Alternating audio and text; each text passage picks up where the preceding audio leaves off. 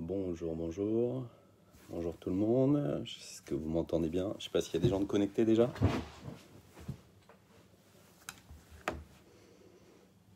Ah, je vois qu'il y a quelques personnes qui se connectent. Alors, je vais pousser un petit peu le truc. Je m'organise. Hop, salut Boris. Est-ce que vous m'entendez bien surtout?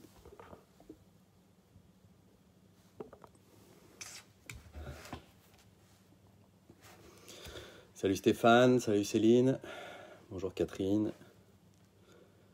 Voilà, on va laisser les gens arriver. Romain, salut. Bonjour, bonjour. Salut Fred. Hello Christelle. Salut Mickaël. J'espère que tu vas bien. On m'entend bien? Salut Fanny.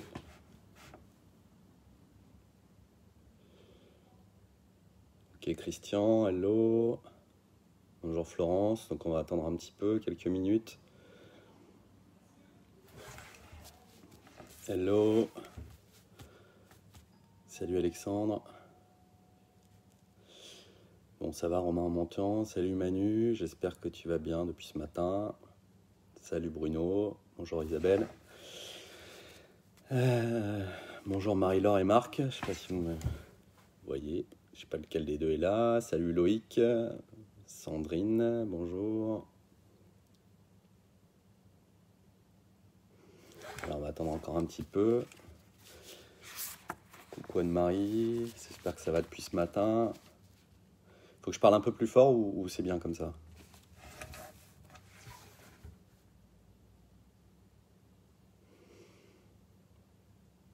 Parfait Anne-Marie, merci. Salut Thierry de Marseille. Salut Mathieu, voisin. Christian, bonjour. Bonjour, bonjour Dominique. Salut Mathieu, j'espère que ça va depuis ce matin également. Ah, bonjour à la Bourgogne. Ah, bonjour à Mounki. Salut Cédric. Robert, bonjour. Ah, Mathieu, tu es en train de manger, d'accord. Salut Richard. Depuis ce matin, j'espère que tu vas bien. Anne-Sophie du Havre, ça va? J'espère que tu vas bien aussi. Salut Émilie, notre présidente régionale de Normandie. Thierry, salut. Frédéric. 917. On va pas tarder à commencer. Salut Martine de Corse. Sylvie de la Guyane. Un bisou Sylvie, j'espère que ça va bien en Guyane. Bonjour Anne-Marie. Biarritz. Salut Marc-André.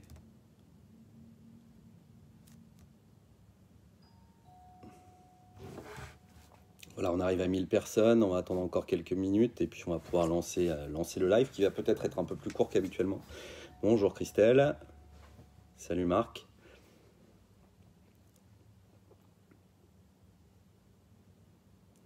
Sladjana, bisous. Bonjour Pierre.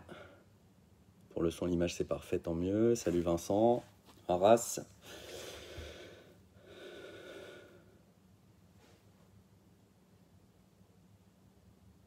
Salut Kat, dans le Grand Nord. Patrick Mojard de Orange, bonjour. J'espère que tu vas bien. Salut Nelly, dans le sud. Bonjour Lille. Ville de cœur pour moi.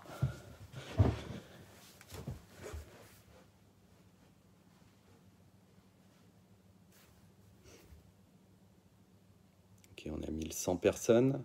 Bon, aujourd'hui c'est samedi, on aura peut-être un peu moins de monde que la dernière fois, mais on a dépassé les 1000, c'est déjà plutôt bien. Salut Jacqueline. Salut Louis-Marc, la Gironde, je me souviens. Sophie. Bonjour Sophie. Allez, ça continue à monter, donc merci Patrick pour tes précisions.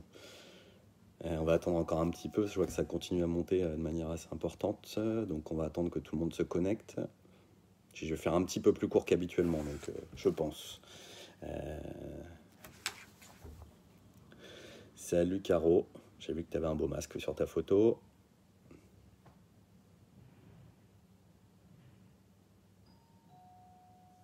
Ah, Thierry qui est là.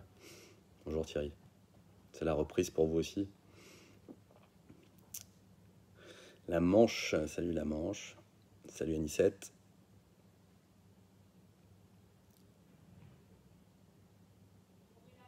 De rien, c'était un grand plaisir. Je fais ces lives. Salut Daniel, du Nord.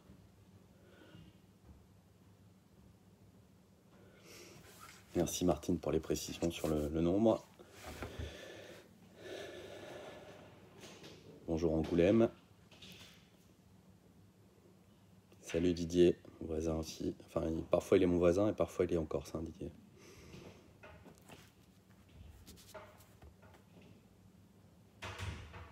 Bonjour la Bretagne. Ah, j'ai pas le tableau cette fois, je suis pas chez moi à Lorenzo, donc j'ai pas le tableau, je suis au bureau. Ouais, faut que je pense qu'il est temps que les coiffeurs puissent reprendre, hein, parce que c'était déjà compliqué avant, mais alors là c'est de pire en pire. Ok, 1285, 1291, je vous propose qu'on puisse commencer, qu'on commence d'ailleurs. Hein. Bonjour Cyril. Donc, sixième Facebook Live. Je tenais à vous dire que j'étais très très heureux de pouvoir animer ce live. Notamment celui-là, puisque c'est celui qui marque la reprise, qui marque la reprise de l'activité, qui marque le déconfinement. Donc je pense que ça va être quelque chose de plutôt positif, j'espère. Hein, j'espère que c'est un bon choix et que l'épidémie ne va pas reprendre. Mais je suis positif et je pense que vous l'êtes aussi. Et je pense que vous allez être heureux de reprendre votre activité. Donc très heureux d'animer ce sixième live. Les autres aussi, j'étais heureux de les animer, mais celui-là, il est plutôt particulier, puisqu'on est dans le départ. Non, j'ai pas fait d'attestation pour être au bureau aussi. Bien sûr, pour descendre, j'en ai fait une. Mais je ne l'ai pas sur moi, là. Pas me la contrôler. Non, je répondais à un commentaire. Donc, très heureux. Et je tenais à remercier vraiment particulièrement tous mes collègues du comité directeur et du conseil d'administration de l'Ampère qui travaillent comme des fous pour pouvoir vous donner les informations qu'on va vous donner aujourd'hui et qui travaillent aussi pour essayer d'éviter d'avoir des choses qui seraient compliquées pour notre métier, déjà que c'est pas forcément facile. Donc on essaie de faire le maximum pour que ça se passe plutôt bien et qu'on puisse non seulement reprendre, mais surtout continuer et qu'aucune école de conduite soit laissée sur le carreau. C'est notre objectif. Donc merci au comité directeur, à l'ensemble de mes collègues, merci au conseil d'administration de l'Ampère, et puis également à l'ensemble des personnes qui travaillent au niveau administratif pour l'Ampère et le CNPA, qui nous donnent un sacré coup de main.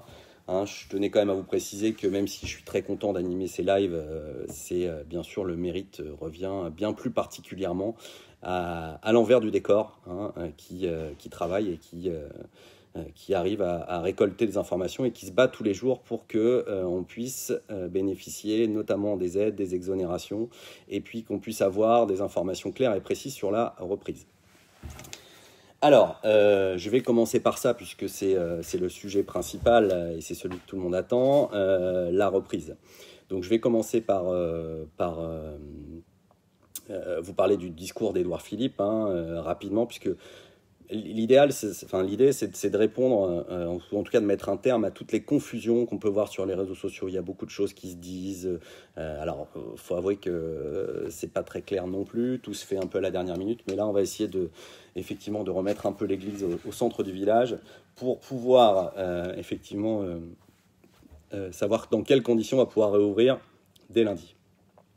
Alors, Édouard Philippe, dans son discours, lorsqu'il était accompagné des différents ministres concernés, a précisé que l'ensemble des commerces de France, dont les écoles de conduite, pouvaient réouvrir le 11 mai. Il a également précisé que pour les professions pour lesquelles il n'y a pas encore de protocole validé par le ministère de la Santé, le ministère du Travail a créé un protocole universel qui va être le protocole de base pour l'ensemble des protocoles métiers. Donc voilà, donc ça c'est l'information primordiale par rapport à tout ce qu'on a pu voir sur les réseaux sociaux cette semaine. Voilà, réouverture pour tous les commerces le 11. Je parlerai après des départements rouges et verts, ne vous inquiétez pas, mais réouverture pour tous les commerces, dont les écoles de conduite, pour toutes les activités le 11. Pour les métiers pour lesquels il n'y a pas encore, la fiche métier n'a pas encore été validée, c'est-à-dire elle existe, mais elle n'a pas encore été validée par le ministère de la Santé, c'est le protocole universel qui va être utilisé jusqu'à ce que la fiche soit validée par le ministère de la Santé. Bien évidemment, les fiches métiers se basent sur le protocole universel qui est fait par le ministère du Travail. Donc ce protocole sanitaire universel, il est sur le site du ministère du Travail et il vous a été envoyé par le CNPA dans la semaine. Donc vous l'avez, vous allez pouvoir le regarder, vous allez voir, c'est le protocole de base et comme son nom l'indique, c'est le protocole universel. Donc voilà, donc ça c'est la doctrine du gouvernement. Alors c'est pas moi qui le dis, c'est le Conseil scientifique et les politiques et le gouvernement. Ouverture de tous les commerces dès le 11 mai avec soit le protocole métier s'il a été validé par le ministère de la Santé, soit le protocole universel si le protocole métier n'a pas encore été validé. De nombreux métiers n'ont pas de protocole validé. Pas parce que le protocole est invalidé, c'est pas ce que ça veut dire. Ça veut dire que vous imaginez bien que par rapport au nombre de métiers qui est en France, le protocole, le ministère de l'Emploi ne peut pas valider tous les protocoles à la suite d'un coup comme ça. Donc il y a un laps de temps entre le dépôt du protocole au ministère et la validation, mais le protocole, il existe. Donc c'est la première chose dont je voulais vous parler. Deuxième chose dont je voulais vous parler, puisqu'il y a eu beaucoup de confusion également par rapport à ça, département rouge et vert, pardon. Beaucoup de confusion concernant les départements rouge et vert. Dans son discours, le Premier ministre a précisé que l'ensemble des commerces de France réouvraient. Mais il a défini des départements de couleur rouge et des départements de couleur vert. L'idée, c'est que pour les départements de couleur rouge, c'est ouverture, sauf si au niveau local, c'est-à-dire le préfet, décidait de ne pas réouvrir certains commerces ou certaines activités. Voilà. Donc la règle générale, c'est ouverture pour tout le monde, et la règle particulière, c'est si jamais je reçois une explication, un message, bien sûr via les BER du préfet, qui explique que mon activité ne peut pas reprendre, à ce moment-là, je ne pourrai pas reprendre. Donc voilà, il faut vraiment clarifier ça, parce que c'est vrai que peut-être que le côté rouge et vert avait posé question. De nombreux d'entre vous, j'ai vu sur les réseaux sociaux, disaient que quand on était rouge, on ne pouvait pas, et que il fallait l'accord du préfet pour réouvrir. Non, c'est l'inverse. C'est-à-dire que vous pouvez réouvrir si il y a un message du préfet qui vous dit que vous ne pouvez pas réouvrir. À ce moment-là, vous n'ouvrez pas. Quelle a été la stratégie du CNPA par rapport à cette information? Nous avons, parce que notre métier n'est pas forcément le plus connu de l'ensemble des préfets, nous avons donc décidé d'envoyer au préfet d'envoyer un préfet un certain nombre de préfets rouges, des départements rouges, pardon, des courriers pour leur expliquer que nous avons un protocole qui est en cours de validation et que les écoles de conduite, si elles réouvrent le 11 mai, respecteront le protocole du ministère du Travail.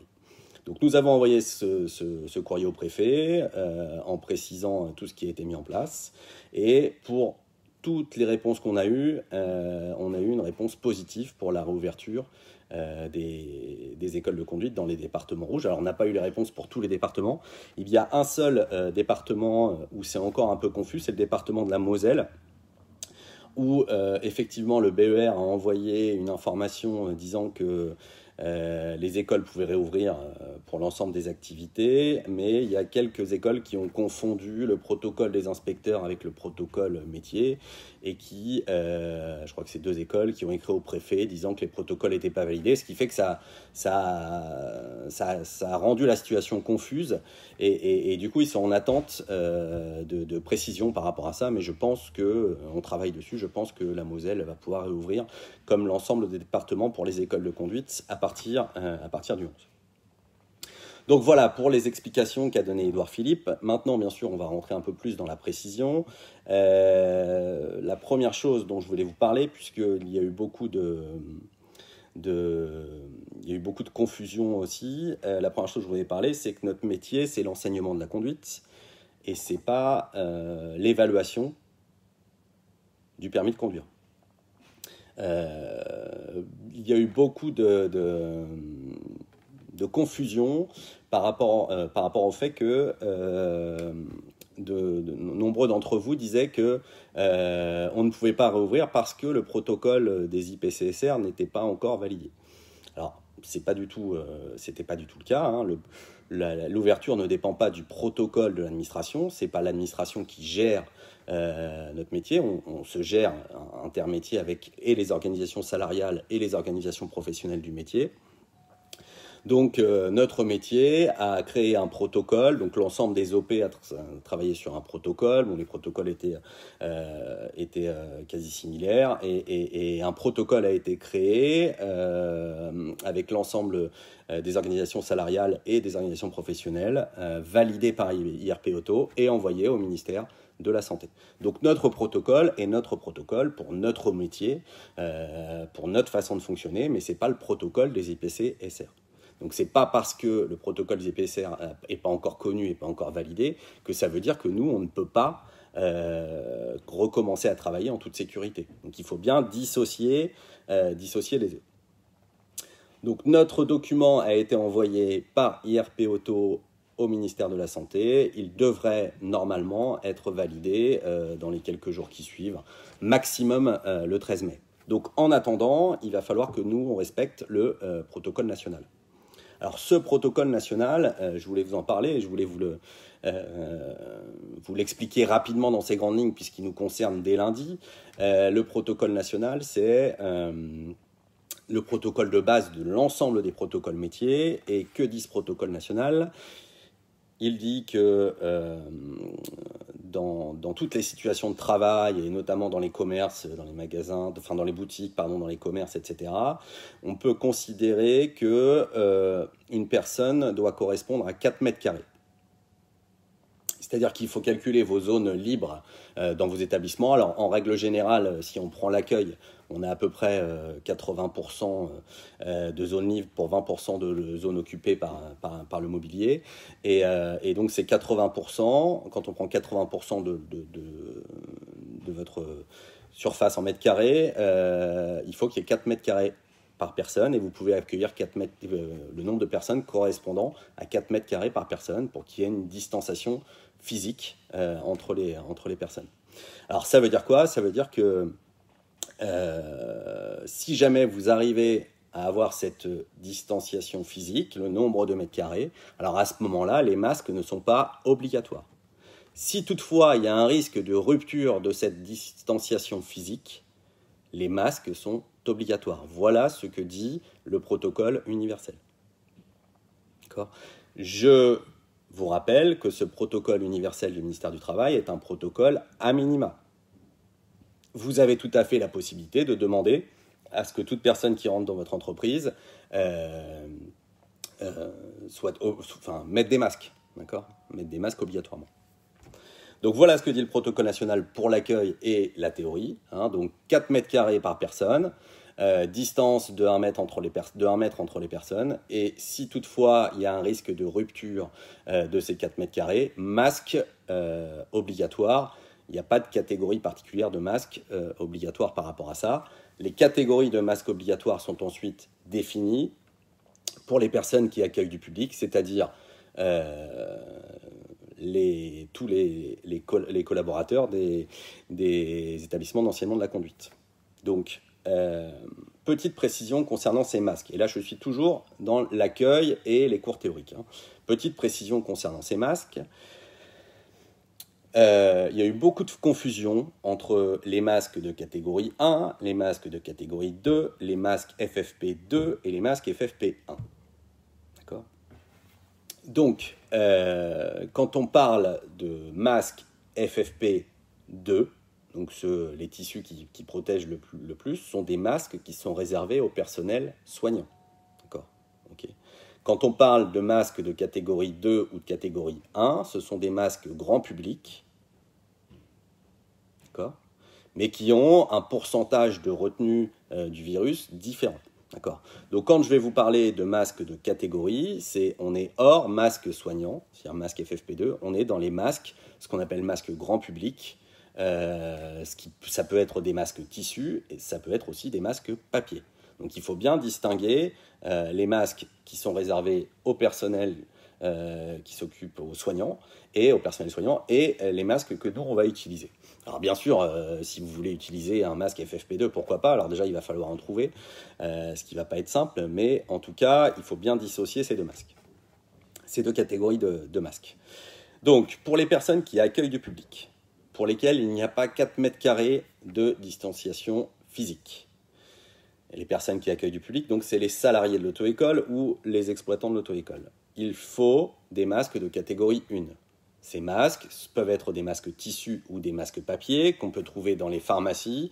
D'ailleurs, si vous allez sur le e-shop du CNPA, vous pouvez commander des masques à prix coûtant qui sont des masques tissus lavables de catégorie 1. Donc voilà pour ce qui concerne l'accueil. J'espère que j'ai répondu, je suis resté assez général, mais voilà ce que dit de toute façon le protocole universel. En ce qui concerne la voiture, donc dans la voiture, bien évidemment, on n'a pas ces 4 mètres carrés de distanciation physique. Donc dans la voiture, les personnes doivent obligatoirement avoir un masque. Et pour la personne qui accueille le public, c'est-à-dire l'enseignant, un masque de catégorie 1. Voilà ce que précise le protocole universel qui, je vous le rappelle, est la base de l'ensemble des protocoles. Maintenant, on va passer au protocole métier. Donc le protocole métier, c'est celui qui a été créé par l'ensemble des organisations professionnelles et salariales et qui a repris les bases de l'ensemble des protocoles qui ont été donnés à IRP Auto par et les organisations de salariés et les organisations patronales. Donc ce protocole qui a été construit, lui, il se base sur le protocole national universel, mais vient préciser des points particuliers de notre métier. Il ne sera pas très différent, je ne peux pas encore vous le donner puisqu'on attend la validation du ministère de la Santé, pas parce qu'il n'est pas invalidé, parce que simplement ça met du temps à être validé. Donc ce protocole, il n'est pas très, très différent du protocole universel, si ce n'est qu'il vient préciser quelques points qui concernent notre profession. Enfin, je vous donne des exemples. Dans les voitures, ouvrir les vitres arrière, peut-être faire un plan de la salle de formation théorique pour éviter que les gens bougent les chaises. Enfin, il y a tout un tas de précisions techniques qui vont être mises au protocole. En ce qui concerne votre responsabilité d'exploitant, votre responsabilité n'est pas engagée si vous respectez les protocoles. C'est-à-dire tant que le protocole métier n'est pas validé, vous respectez le protocole universel, donc votre responsabilité n'est pas engagée. Et ensuite, vous respecterez le protocole métier, mais qui ne va pas vous demander, qui ne va pas être très différent. Alors, je vois qu'il y a quelqu'un qui intervient sur la clim, par exemple, j'ai vu ça dans le protocole métier qui va sortir, il y a eu des discussions là-dessus. Effectivement, la clim, on va préconiser l'ouverture des fenêtres et pas de clim. Voilà, donc c'est des choses qui viennent, des choses techniques, qui ne sont pas très compliquées, mais qui viennent préciser, évidemment, le protocole universel. La base universelle, et ensuite, métier par métier, par rapport aux activités, il va bien falloir qu'on ait des particularités. Et on en arrive au dernier protocole, mais celui-ci, je vais vous donner une information, puisque celui-ci ne nous concerne pas, enfin il nous concerne quand même quelque part, puisqu'il y aura les examens du permis de conduire, mais c'est le protocole des agents publics, qui sont les inspecteurs des permis de conduire et de la sécurité routière. Donc ce protocole, il est en cours de validation. Vous savez, puisque vous avez reçu des mails, que le calendrier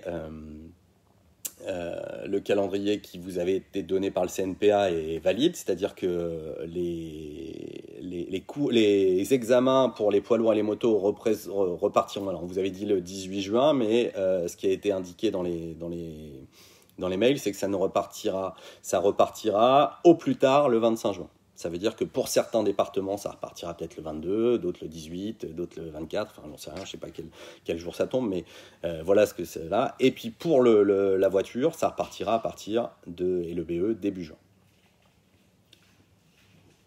Au plus tard au début juin. Donc ça, c'est la première chose. En ce qui concerne leur protocole à eux, donc ils ont encore un petit peu le temps pour le terminer. Ce qu'on sait, nous, du protocole, mais là je vais y aller quand même assez doucement parce que... je vais vous dire ce qu'on sait. Ce qu'on a appris du protocole, pour l'instant, ce n'est pas une validation. Mais ce qu'on sait du protocole, c'est que les inspecteurs, je pense, risquent d'avoir des écrans de protection, en plus de masques de catégorie 1. Voilà. Deuxième chose qui est encore pour parler et qui risque d'être validée, c'est que les inspecteurs auront une housse jetable en plastique à partir du moment où ils rentreront dans les véhicules. Donc l'argument, c'est de dire qu'ils vont de véhicule en véhicule. Donc effectivement, il est intéressant qu'ils aient une housse pour ne pas souiller le siège du véhicule école. Donc ce sont des housses en plastique jetable traditionnelles qui seraient a priori réservées simplement à l'inspecteur. Ah pardon, j'ai peut-être dit une bêtise, je vois mai ou juin, j'inverse. Donc je vais le répéter. Au plus tard, le 25 mai, pour la moto et le lourd, et au plus tard début juin pour catégorie B et BE. Voilà. Excusez-moi, j'ai dû me tromper. Donc voilà, donc attention, je vous le rappelle, le protocole IPCSR n'est pas le protocole du métier des enseignants de la conduite. En ce qui concerne donc ce protocole, il va être connu dans les jours qui suivent, puisque eux aussi ils vont avoir ce protocole validé dans les jours qui suivent, et donc vous aurez les informations des conditions d'examen. Ce qu'on sait également de la part de la DSR, c'est que sur les demandes du CNPA, les délais pour les validités de TG et de plateau ont été décalés au 31 décembre. D'accord ? Donc ça, c'est la première chose. Donc pareil pour les poids lourds. Donc délai ETG ou dispense de TG décalé au 31 décembre, ainsi que les délais pour les plateaux, pour le lourd et puis pour la moto. Ce qu'on sait également, et ça c'est une demande du CNPA depuis le début du confinement, c'est que l'ensemble des véhicules écoles de formation et d'examen vont avoir une durée de validité ou de vie en formation et en examen d'1 an supplémentaire. Donc ça, c'est ce qu'on a demandé au départ, puisque effectivement les écoles risquent d'être en difficulté financière à la reprise. Donc évidemment, le rachat d'un véhicule qui arrive au bout des 6 ans ce serait peut-être pas un moment opportun pour le faire. Ce qu'on sait également par rapport à ce que nous a dit les informations qu'on a eues de la DSR, c'est que, donc ça c'était une demande de l'ensemble des OP et notamment du CNPA, c'est que le passager moto ne sera plus le contrôle de la partie passager avec la moto le jour du permis de conduire ne sera plus effectué. Pour limiter, effectivement, pour continuer à être dans cette distanciation physique. Donc voilà pour les informations qu'on a eues de la DSR. Pendant que je suis en train de vous parler, donc j'ai cette information, pendant que je suis en train de vous parler, vous allez recevoir un kit du CNPA dans lequel vous allez avoir une espèce de liste de l'ensemble des choses à faire pour respecter les protocoles. Donc ce kit du CNPA vous permettra avant l'ouverture de valider tout ce que vous devez faire. Et vous avez aussi, puisque c'est ENPC Deezer qui nous a aidé à construire ce kit, c'est fait en collaboration avec eux, vous avez aussi une affiche que vous pouvez mettre à l'entrée de votre établissement en expliquant que ici vous respectez les gestes barrières. D'accord, donc vous allez le recevoir là instantanément, et puis on va, donc je crois que Anne-Marie va le mettre rapidement sur les réseaux sociaux. Vous pourrez le télécharger sur les réseaux sociaux et vous aurez tout ça. Donc c'est quelque chose qui vous permet de réouvrir assez rapidement pour lundi. Petite chose dont je voulais vous parler également, puisqu'on a parlé des protocoles, on a parlé de la réouverture, petite chose très importante, l'activité partielle que vous avez mis en place tous reste sur les mêmes conditions jusqu'au 31 mai. Alors pourquoi je vous dis ça? Simplement que peut-être que vous allez avoir une reprise progressive. Je pense que voilà, le temps de refaire les plannings, si vous ouvrez lundi, alors peut-être déjà certains ont déjà fait les plannings, mais voilà, vous pouvez encore bénéficier de l'activité partielle, ce qui va vous permettre évidemment de mettre en place tout le protocole sanitaire dès lundi et puis petit à petit de reprendre les formations de la catégorie B pour les gens qui le font. Donc important, n'hésitez pas à utiliser cette activité partielle parce que c'est quelque chose qui est quand même intéressant. Lorsque vous mettez votre salarié en activité partielle, il est payé à 84% par l'État au niveau du net et vous, ça ne vous coûte rien. Alors, je voulais quand même préciser, l'activité partielle, c'est lorsque les salariés ne travaillent pas. D'accord, c'est-à-dire que vos salariés sont en activité partielle, vous décidez de faire revenir les personnes qui s'occupent du bureau pour refaire les plannings lundi, les cours de conduite reprennent mercredi ou jeudi, peut-être que les enseignants vont être encore en activité lundi, mardi, en activité partielle lundi, mardi et mercredi, et reprendront l'activité jeudi, mais à partir de jeudi, ils ne sont plus en activité partielle.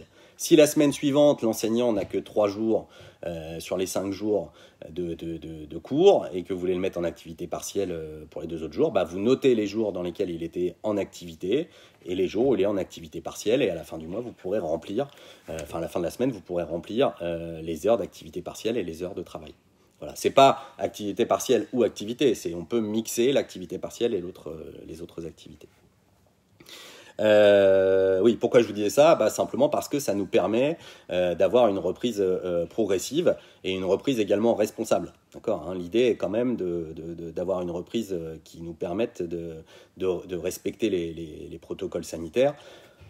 Je me fais pas trop de soucis pour notre profession puisque j'ai confiance moi en cette profession et je sais que nos enseignants et vous enseignants tous, puisqu'on est pour une grande majorité des enseignants aussi les gérants, vous êtes une profession où vous apprenez la sécurité et le sens civique aux élèves chaque jour. Donc effectivement, respecter des protocoles, c'est des choses que vous savez faire. Donc on va pouvoir réouvrir dans de bonnes conditions. Autre chose dont je voulais vous parler, ce sont, puisqu'il y a eu quelques questions aussi là-dessus, les stages de sensibilisation à la sécurité routière ou stages permis, entre guillemets, permis à points, stage de récupération de points. Pour ces stages, le protocole universel est valide. Il n'y a pas encore eu de choses écrites sur les stages, mais a priori, l'ensemble des organisateurs ont reçu un mail disant qu'on restait sur cette règle de 4 mètres carrés avec les 80% de mobilier. Donc, ce qui fait que ces stages vont se retrouver quasiment pour tous à être divisés par 2 en termes de nombre de participants. Donc ça pose un problème peut-être économique pour certains. Je pense qu'il risque d'y avoir moins de stages. On a fait une proposition à la DSR. Cette proposition vaut ce qu'elle vaut. Et on est en attente de réponse. Pour l'instant, on n'a pas eu de réponse. On pourra vous communiquer les informations supplémentaires là-dessus. Donc la proposition que nous on a faite, c'est étant donné que les stages sont divisés par 2 en termes de nombre, c'est de raccourcir les stages et de les diviser par 2, ce qui éviterait au centre de doubler les prix des stages.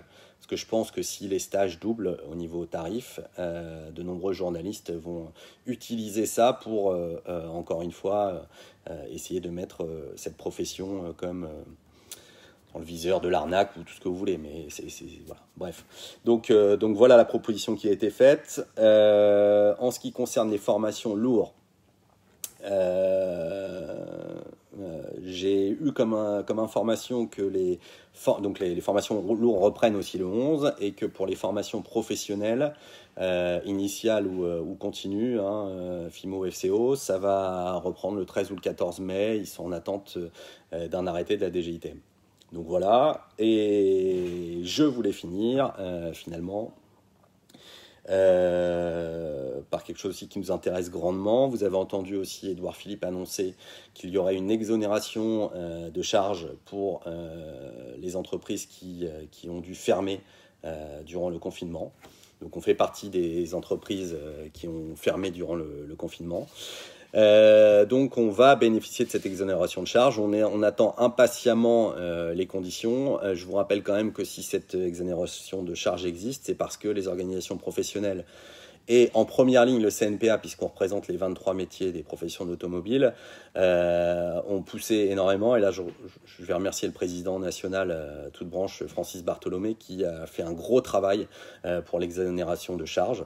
Bon, a priori, on a entendu dire que cette exonération de charges serait pour les entreprises de moins de 10 salariés. Donc là, on est encore en train de continuer le travail pour essayer d'obtenir ces exonérations de charges pour les écoles de conduite, voilà, de maximum 50 salariés. Donc ça pourrait être aussi une autre bonne nouvelle qu'on pourrait vous donner dans quelques temps.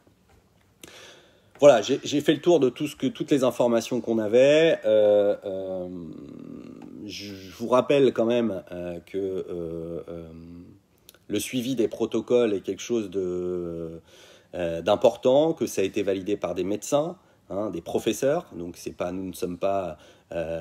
j'ai vu pas mal de critiques sur les protocoles, mais la validation, elle est faite par le Haut Conseil de santé. Donc moi, je ne suis pas un spécialiste de la santé. Je ne sais pas.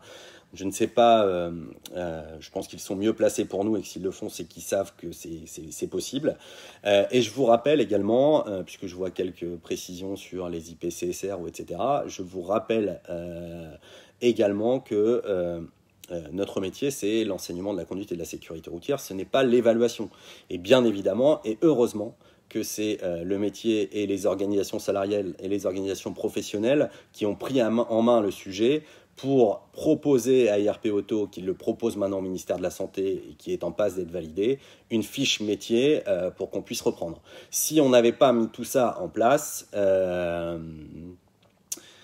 eh bien, écoutez, on serait exclusivement sur le protocole universel aujourd'hui et on n'aurait que très peu de précision. Alors, je sais que c'est encore flou et que c'est très rapide aujourd'hui pour lundi, mais en tout cas, on a fait le maximum et on a fait tout pour que vous puissiez réouvrir dans les conditions sanitaires responsables dès lundi.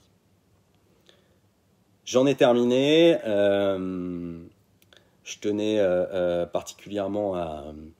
Alors, mes collègues, comme d'habitude, je crois, je les ai vus répondre à toutes vos questions. On va revenir, si vous avez des questions, posez-nous des questions sur cnpa-er@cnpa.fr. On va revenir également sur...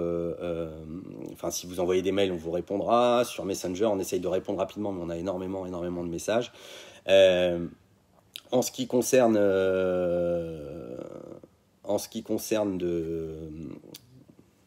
Comme je voulais finir en vous souhaitant une bonne reprise, parce que je pense que ça va faire du bien à tout le monde de reprendre. Je sais que vous êtes très très impatients de reprendre.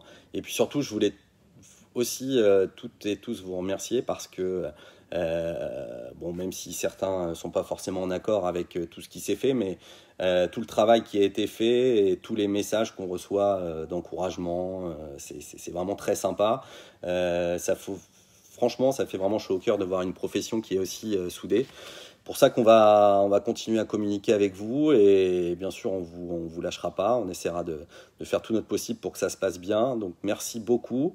Un peu ému de ce dernier Facebook Live avant la reprise. Enfin, je sais pas si c'est le dernier, mais en tout cas avant la reprise, je sais que c'est le dernier. Et puis